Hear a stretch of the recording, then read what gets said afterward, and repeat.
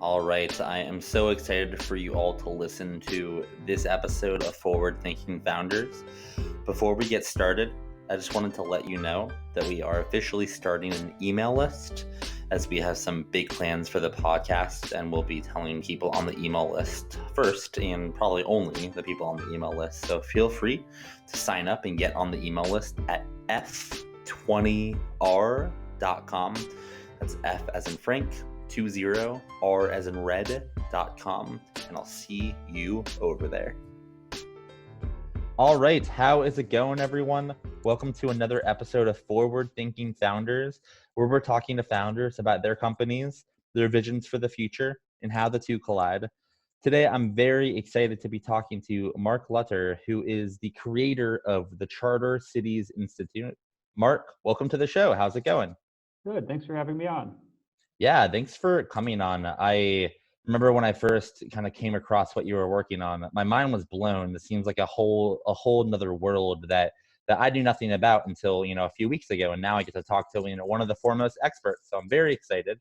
Kind of to start, can we just can you dive into what your company does, and then kind of after that give it a little bit of an idea of to start off, like, what's a charter city, then we can kind of go into different realms from there. Sure. Yeah. So I founded the Charter Cities Institute about 2 years ago. And we're a nonprofit, and what we are doing is building the ecosystem for charter cities. And so this has two parts. First, what is a charter city? A charter city is a new city development with a special jurisdiction that allows it to adopt a more competitive business environment. And so the problem this is trying to solve there's two major problems. First is basically poor governance and global poverty.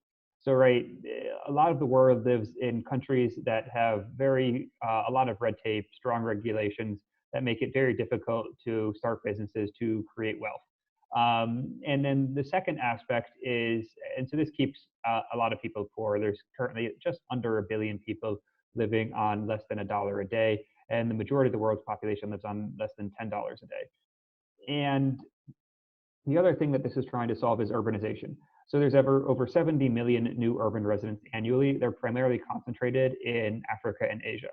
And so the idea is, as we saw in the second half of the 21st century, some of the most successful cities, Singapore, Hong Kong, Shenzhen, Dubai, all had governments that had a little bit more authority than that was delegated from the national government. So Singapore was a country, right? It's a city state. Hong Kong was a colony of Great Britain, and then it was part of China, two systems, one country. Shenzhen had a special economic zone that was reasonably expansive. They had their own labor law, their own tax system, their own land. They created the first land market in China. And then Dubai is, it's not fully a city-state, but it's basically a city-state, part of the UAE. And so what they had is that they had these business environments that were, one, conducive to investment, job creation, economic development, and they had the flexibility to change, to respond to changing conditions and demands on the ground. So we at the Charter Cities Institute see this as a model that can be applied in emerging markets that are rapidly urbanizing, that have relatively poor governance. And so the question we ask is, okay, lots of people are moving to new cities. There are some master planned cities being built today, about 120 around the world. Can we work with these master planned cities? Can we help start new master planned cities to create this legal framework, this governance framework that allows for more investment, more job creation, more economic development? So the World Bank, right, they have a doing business index that's generally seen as a good proxy for how good a governing system is. In sub-Saharan Africa, for example, it takes on average about 46% of per capita income just to legally register a business. So that's what a charter city is, right? It's a new city with a special jurisdiction that allows it a more competitive business environment. What do? Is we're building the ecosystem for charter cities. So a brief history of this space. 10 years ago, Paul Romer did a TED talk on charter cities. It got a lot of attention. He went to Madagascar, then he went to Honduras. Neither project was successful.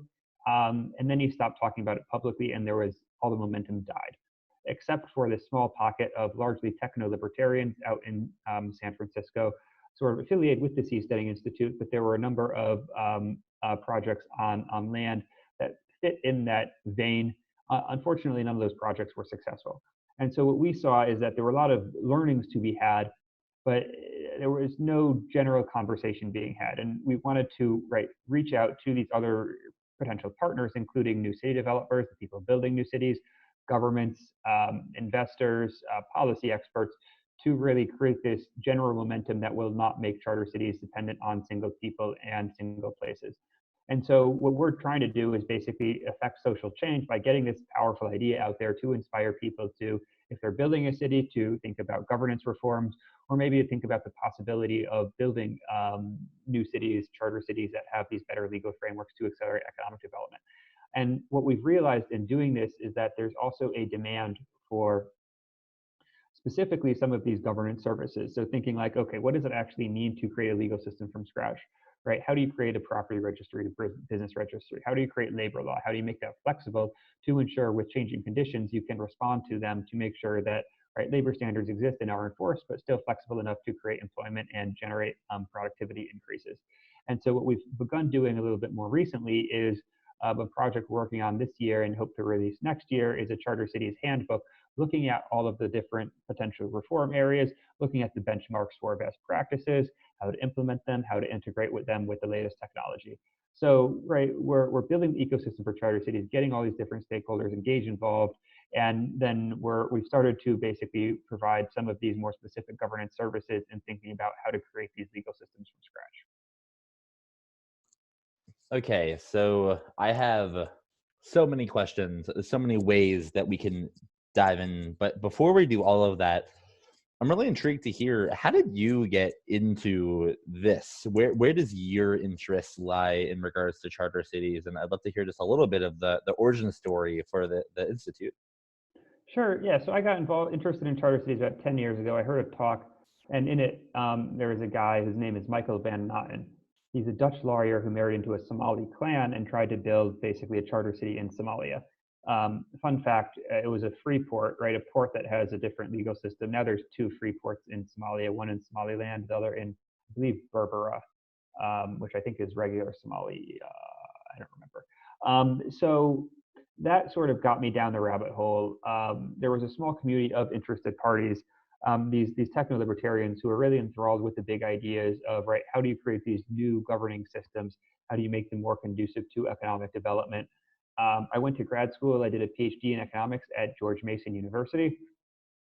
My dissertation was on charter cities. During the PhD, I went to live in Honduras for 6 months.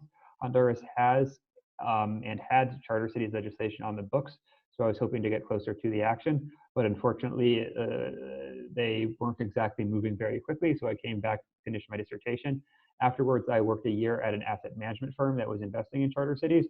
But what I saw was that it was going to Honduras, and it was a little bit of too many eggs in one basket. So I thought, okay, how can we engage these other groups, these other interested parties? I had two new city developers reach out to me because of my writings online. So one based in Kazakhstan and one based in Zambia. And I realized that it was a viable strategy, that there were these stakeholders that were interested in charter cities that didn't really have the full vision fleshed out. And by writing about it, you could attract them, you could start talking to them, you could work with them, and really turn this into a social movement. So this can be seen as there's this social movement aspect to it. If you think about particularly ideologies like communism, like libertarianism, et cetera, that spread as social movements where people get interested in the ideas and try to affect change. And so charter cities has an element of that, right? You're trying to think about a different way to create a social order that leads to human flourishing and prosperity. In addition to that, it has this very business element that new cities need to make money, they need to repay the investments. And so because of that, it has this function where it in one hand acts like a business, but in the other hand acts as this mechanism of social change. What we thought was that by helping to get all of these interested stakeholders together, by helping them share best practices, really see that there's a movement, it could inspire more people to start acting. And the most effective mechanism to help start a bunch of charter cities was more as a nonprofit trying to begin by affecting social change that would put all your eggs in one basket, that would get multiple projects started, that would develop the set of best practices that I started. And since then, it's been, I think, reasonably successful. We've had a lot more traction on the ground than I would have thought if you asked me 2 years ago. We're currently engaged with 4 new city developments in 3 countries, and we have a handful more in the pipeline. So that's awesome. I I like that you. This isn't just like an idea that you got one day. Like, oh, charter cities are cool. Let's do something. This is kind of this is it's been building up to this, which I really like. Which with you're like an expert in the field, which is fantastic. I think the way I want to tackle this topic is I want to talk about the creation of one and the steps that happen in order to actually have a charter city. And I think we might go into a couple of questions along the way. So to start, the reason to do a charter city makes sense, but how does like what is a good area of land that would make like a good area for a charter city? Like how do people identify areas that would be good to build a charter city? So sure. So there's basically 2 steps, two paths to trying to do a, doesn't have to be a charter city per se, but just a new city. So first you could do a satellite city. So a satellite city is, right, you build in the growth path of an existing city.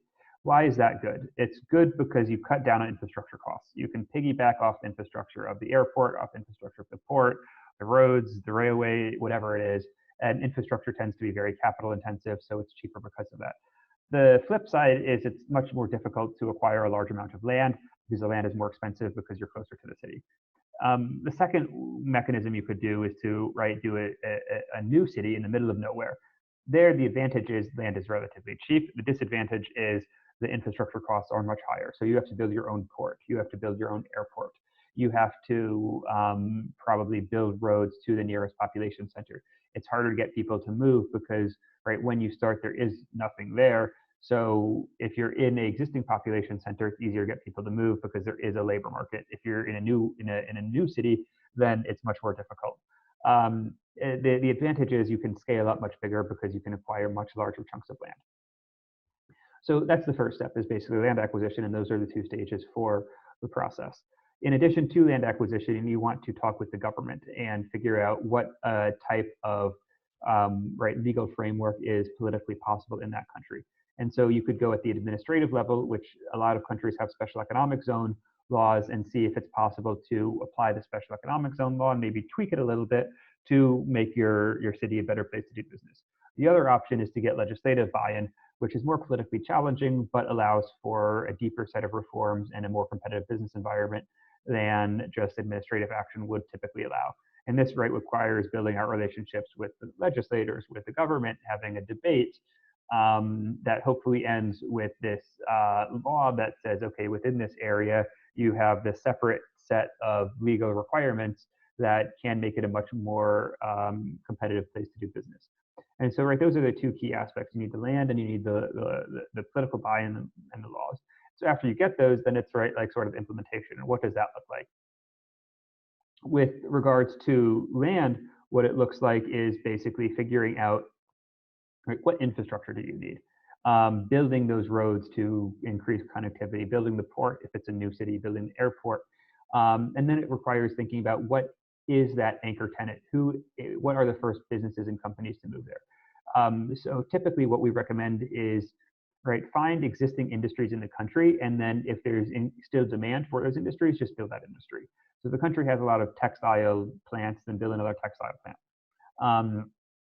If all the demand for that is tapped out, then what you do is you move one value up the supply chain. So in a lot of African countries, they export their good. And so that good is, let's say it's let's say it's palm oil, or maybe it's copper. And so what you do is you think, okay, let's go one step up the value chain. So typically they'll extract the resource and send it somewhere else for processing. But all right, let's do the processing there. And the advantage of that is it's relatively highly labor intensive. So you create a lot of jobs, which gives you some political protection from the risk of expropriation. And then after you create that anchor tenant and creates the first 1,000 jobs or so, then you start selling off the land piecemeal. Somebody wants to build a supermarket. Somebody wants to build a movie theater. Somebody wants to build a restaurant, et cetera, residential. And once you get that critical mass, then it can grow organically like a city. So what you want to do is set the parameters, like here are the major pieces of infrastructure, here are the roads, get the first 1,000 people live there, and after that, it can grow organically. The second aspect is, that's the infrastructure, then governance. So assuming you get political buy-in, what you have to do is basically create this new city government. So the city government would have a lot of authority. It's typically delegated to the national government, but in this instance, it's delegated to the city.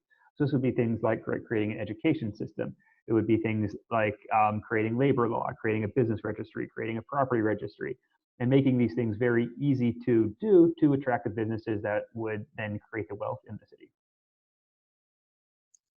Yeah, that makes a lot of sense. It's so fascinating to just hear literally just this is how cities are built. Like that's insane. I kind of want to focus in on the kind of the economy of one of these new cities, one of these charter cities. You kind of covered it just now, but I want to dive a little deeper. How I guess is let's actually ask like a specific question. If you want to start a company, is it let's say a company for let's say you want to like what's an example? I don't know. You want to repair houses, for example, just hypothetically.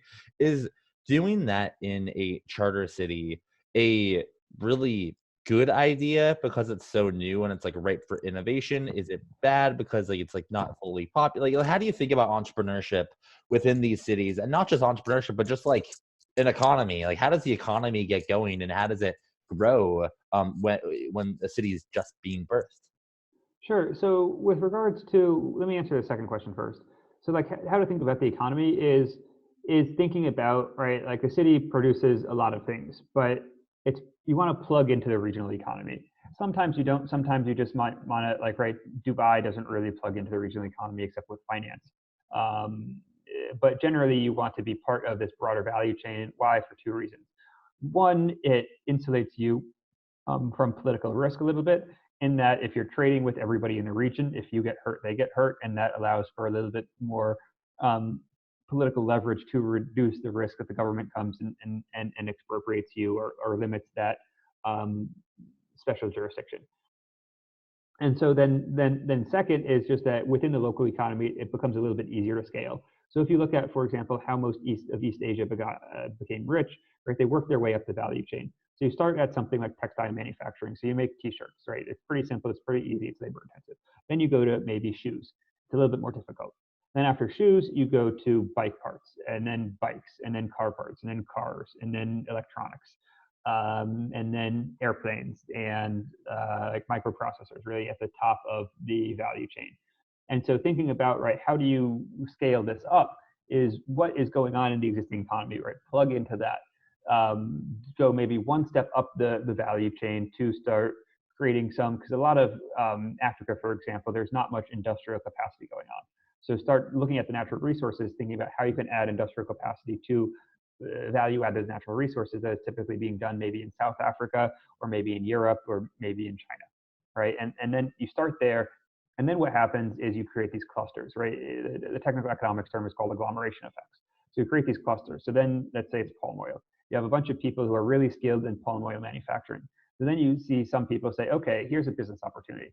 We've got all this palm oil. We're doing the early processing. Maybe I'm going to create an artisan shop that's going to make this palm oil like a little bit fancier, put it in glass bottles and sell it to the European market. Maybe somebody says, okay, I'm going to like take this palm oil, I'm going to mix it with something else and then sell it to the American market, right? And you get all of these spin-off industries that, because you have the talent, because you have the concentration there, people start becoming better at that.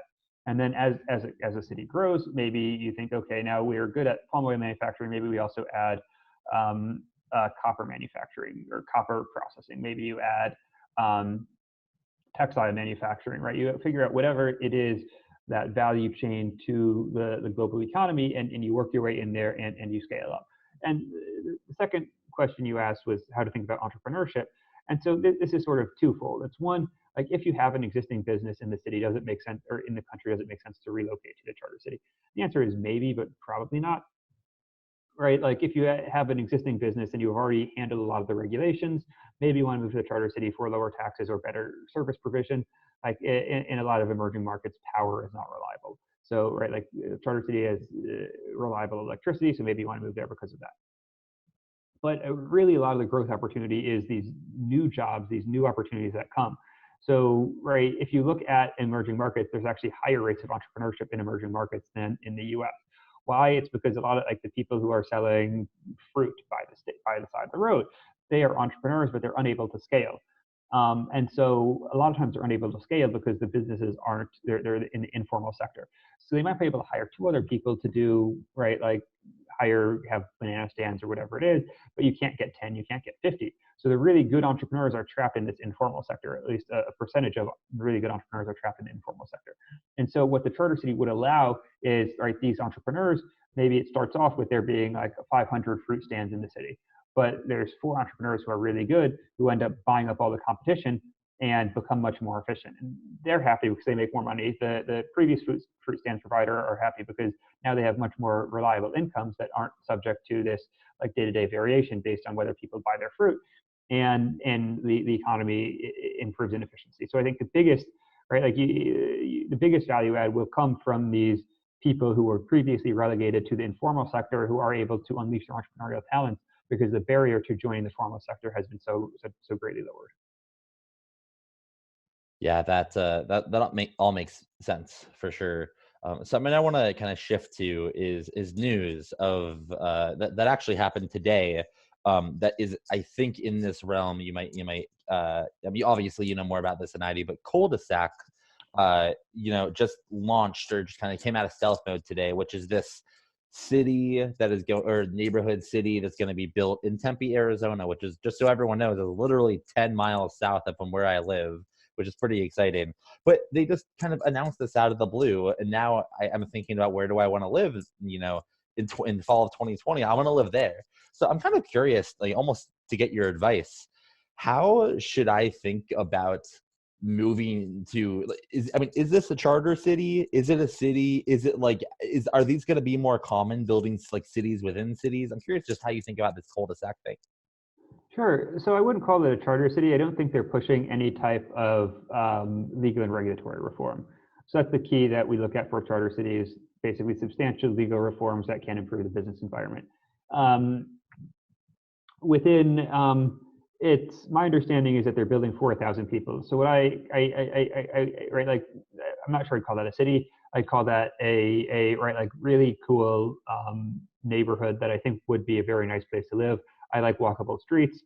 I suspect that they're going to become more common. I mean, one, I think cul-de-sac is run by some very good people.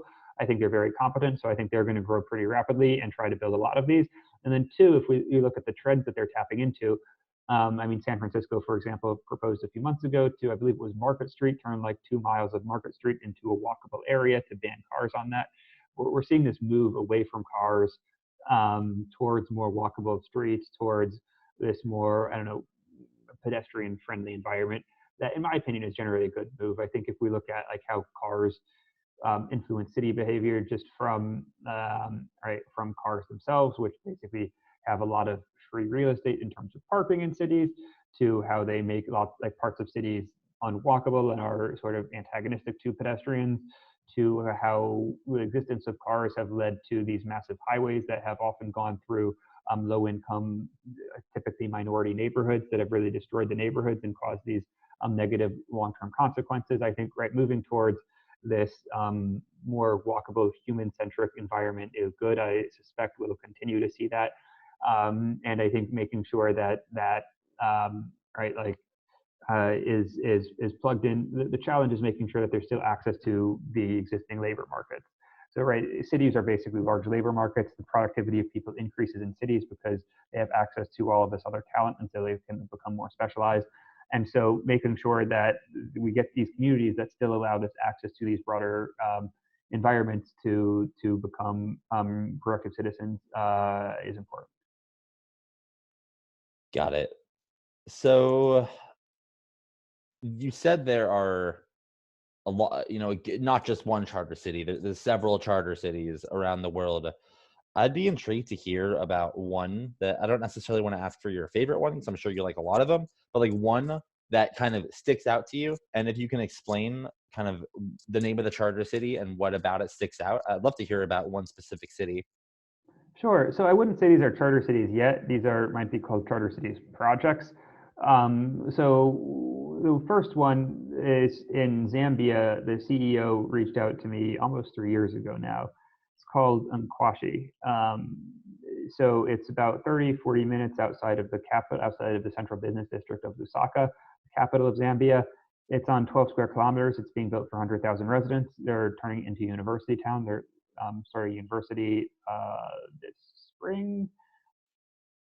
And what they're looking to do is basically to create this knowledge center.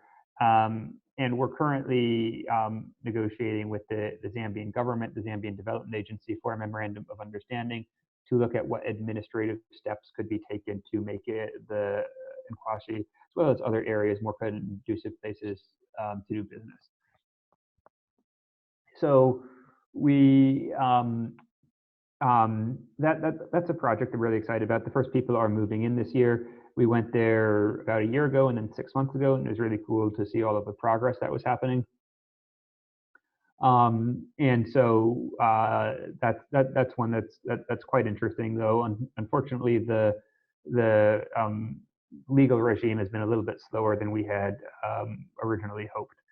And then another project that they won our Charter Cities Business Plan contest is called Enyimba Economic City. So we had a Charter Cities Business Plan contest that we announced the winners about a month ago.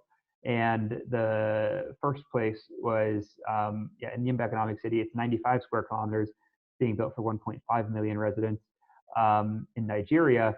That the scale of it is just amazing. And so it's also run by a very good team. They're finalizing finalizing. So that project is quite good. They already have special economic zone status, which allows for a little bit more sort of freedom in figuring out how to make it a better business environment. Got it. That's yeah. I was reading about. Apologies. How do you can you pronounce in Washi? Can you pronounce the first one that you mentioned again? Nkwashi. Nkwashi. Yeah, I was reading about Nkwashi on your website, and I'm looking at the renderings and just like what it looks like, and it's fascinating that these are being built around the world. I'm kind of interested to hear, kind of shifting our focus a little more towards the future.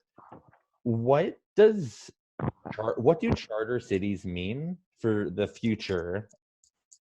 I'm actually going to leave it there. What do these charter cities mean for the future, and what's going to change in a decade or two because of these charter cities being built now? Yeah, so what we hope is basically that these can be a vehicle for policy reforms that alleviate poverty. And so countries often are unable or unwilling to pass reforms that can create institutions that generate wealth. And so the question is, how do you get around these roadblocks? And the idea of a charter city is by focusing on a limited residential area, it's possible to get deeper reforms than otherwise possible, and to create institutions that generate wealth. So what we're hoping to do is that these charter cities over the next 50 years that we help create the legal systems for can generate like 1 to 3 percentage point higher growth than the host country, which over this 50-year period, because growth compounds, ends up leading to huge differences. So we saw in Singapore, Shenzhen, Hong Kong, and Dubai, in 2 to 3 generations, they all became very wealthy world-class cities. We think this is replicable in emerging markets around the world if we get charter cities, the governance framework set up right. And so that's really the key. The second order effect that we hope to happen is that this can show the rest of the country that, hey, these reforms work and they're adopted on a wider scale. So if we look at China, they saw Hong Kong, they were like, Hong Kong's getting rich, they're Chinese, we're Chinese, what's going on here? And that's part of the inspiration for Shenzhen. Then Shenzhen was successful in those reforms spread throughout the country.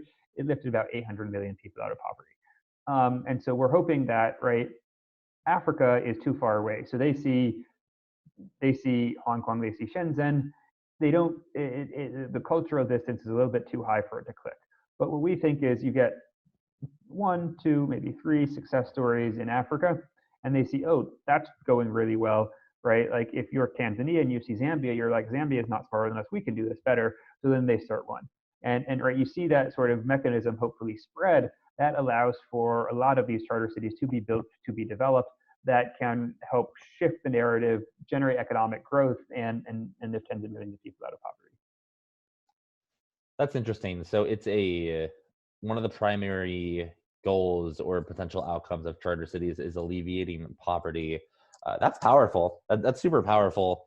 I'm going to ask a hypothetical question, and it might be totally off base, but I'm just kind of curious to hear what you think.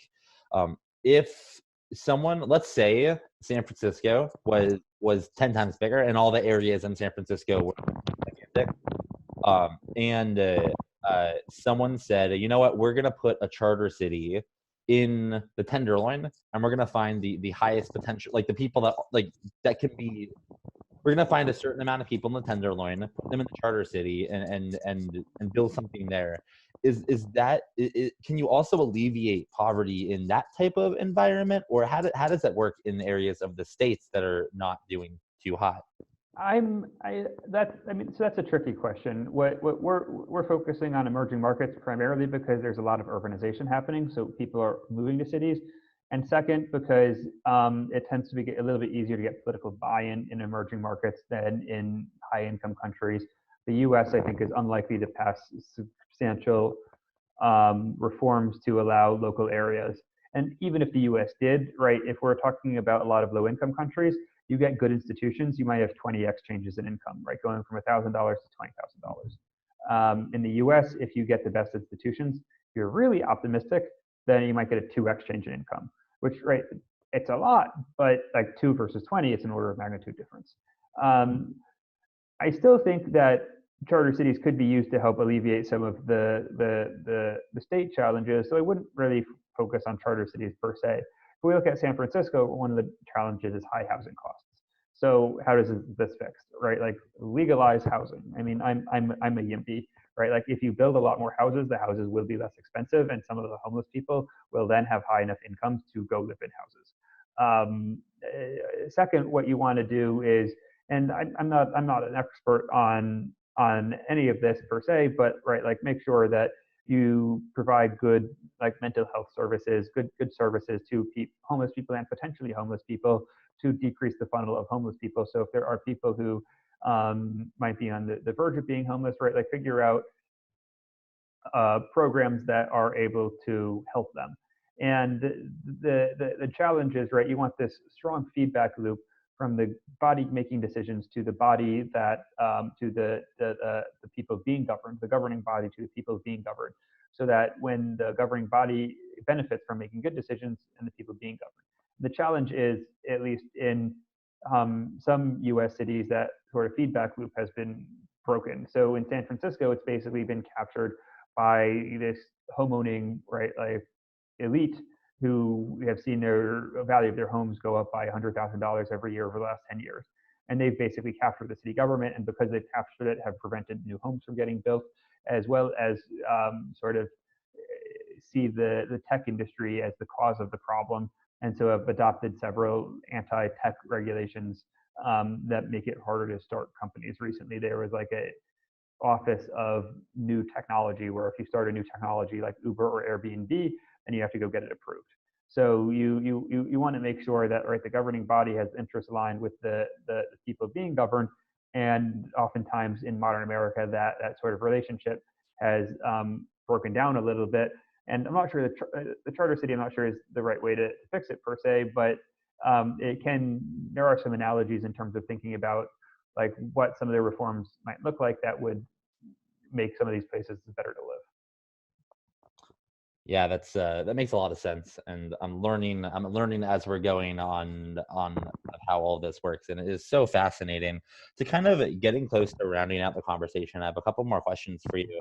So it seems like charter cities are a newer kind of wave, and they're kind of growing. They're growing, you know. And I'm kind of curious if there is someone looking to get involved in charter cities. They are listening to this. They're just intrigued. How can they like? What's the best way for someone to get involved in a initiative or in a city or in an organization like yours? Like, what's the first step there? I mean, the first step I think is just to like familiarize yourself with the space. And so to do that, all right, follow us on Twitter, cci.city, on Facebook, Charter Cities Institute.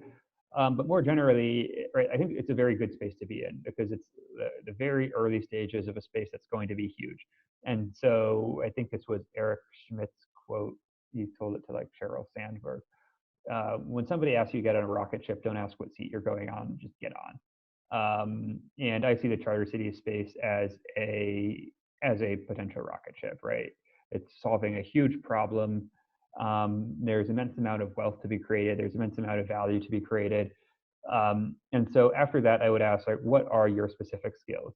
And this is a little bit challenging because a lot of the charter cities are being, right, they're being built in emerging markets, which can make it difficult for people with, right, like um, who live in Western countries to get involved because right they're not being built there, they don't have the connections there, et cetera, et cetera. So right, what sort of we're thinking about as we're hiring and staffing up is thinking about people with international development experience, people who can help draft the charter cities charter, the charter cities legislation, people who can help implement that, people with right, like project management experience who can help like make these decisions, help implement them, things with people with fundraising experience.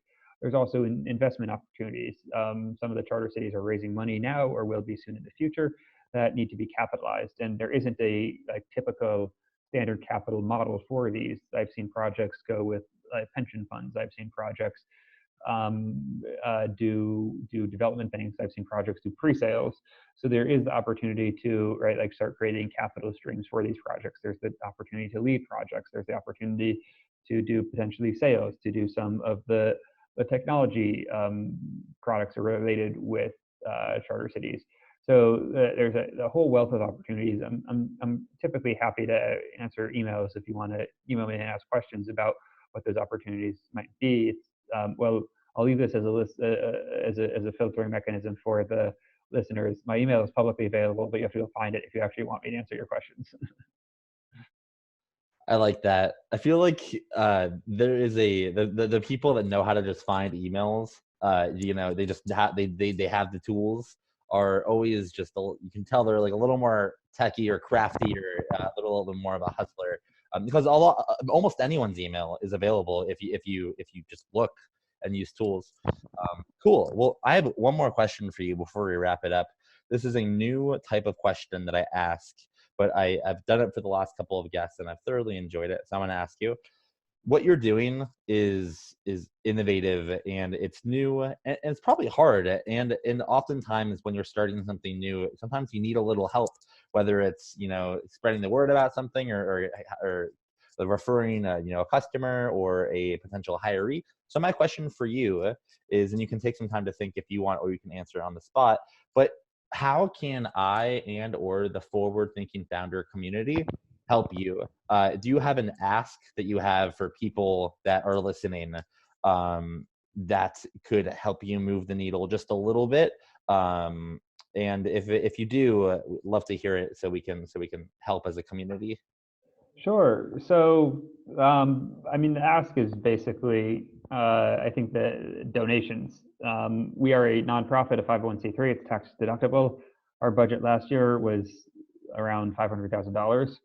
I think we are very cost effective. I think we compare relatively favorably to organizations like GiveWell. They're top organizations. So if you're interested in alleviating global poverty, I think that's a high value add.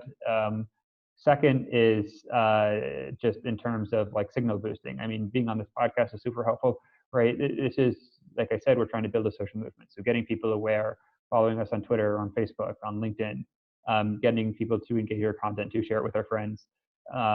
If people listening are organizing conferences, like we love speaking at events.